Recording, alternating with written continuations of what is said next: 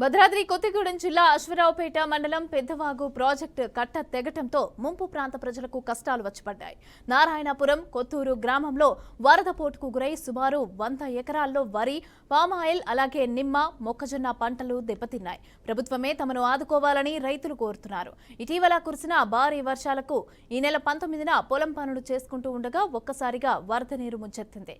దీంతో పెద్దవాగు ప్రాజెక్టు నుంచి వచ్చిన ఇసుక పొలాల్లో మీటర్ మేర పేరుకుపోయింది. ఇక ఈ ఇసుక మేటలతో వరి పొలాలు దాదాపు కంటికి కానరాని పరిస్థితి అయితే నెలకొంది. అయితే ఆ ఇసుకను తరలించటం రైతుకు తలకు మించిన భారంగా మారింది.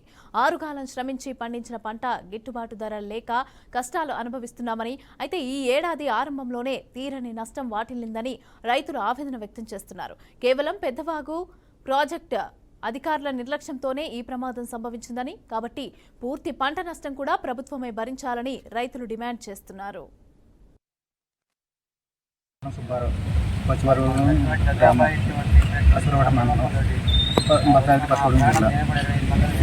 పైనుంచి వరద వచ్చి పామాయిల తోట మునిగిపోయింది.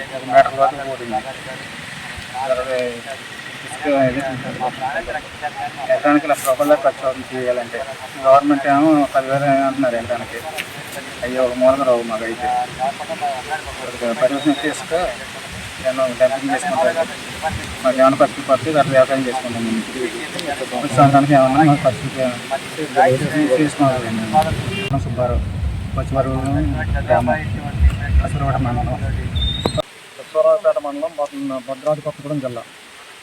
మొన్న జరిగినటువంటి వర్షాలకి ఈ ఎక్కడి నుంచి గుబ్బల మంగమ్మ, కన్నాయగూడెం, గోపనగూడెం నుంచి బీభత్సమైన గట్లలో పడిన వచ్చిన వరదకి ఇక్కడ వరద ఎక్కువైపోయి వీళ్ళు ఇక్కడ లాకులు లేక వాళ్ళు నిర్లక్ష్యం చేయటం వల్ల మాకు ఇదంతా శాలలో చేసి నాది 3 ఎకరాలన్నర నిమ్మ తోట కంప్లీట్గా పోయాయి. ఎక్కడికాడ చెట్లు చూస్తే మొత్తం 3 ఎకరాలన్నరలో 350 చెట్లు పడతాయండి. ఇప్పుడు చూస్తే 20 చెట్లు ఉన్నాయి. ఆ 20 చెట్లు కూడా భూమిలో కూరిపోయే ఉన్నాయి. అవి లేకుండా బతికే ప్రదేశం లేదు. కాకపోతే వీళ్ళు ఏదో 5,000 10,000 ఇస్తామని చెప్పి ఇక్కడ పొలిటికల్ లీడర్లు వాళ్ళు కొంచెం వినపడుతుంది. 5,000 10,000 కనీసం మాకు ఇక్కడ మోటార్లు వాటిని క్లియర్ చేసుకొని కడుక్కోవడానికి రావు. మోటార్లు పోయినా తీసుకోవడానికి బయటికి తీసుకోవడానికి రావు. కానీ గవర్నమెంట్ చూస్తే ఏమైనా దీన్ని చూస్తే ఎకరానికి ₹1,00,000 ఖర్చు అవుతుంది. ₹2,50,000 మాకు లీజుకి ఇస్తే వస్తున్నాయండి నిమ్మ తోటకి. వాటి మీద నేను పిల్లల చదువులు ఆధార పెట్టుకున్నాను. మరి గవర్నమెంట్ ఏమన్నా మాకు ఆర్థిక సహాయం కానీ, మరి ఖర్చులు కానీ, ఎస్టిమేట్లు తీటాకి కానీ, రెవెన్యూ వాళ్ళు పర్మిషన్ ఇస్తే ఉచితంత బయటకు అమ్ముకొని అట్లా కొంత రికవర్ చేసుకుంటే ఈ సంవత్సరం మొత్తం మాకు ఇది క్లియర్ చేయడం పట్టుందండి.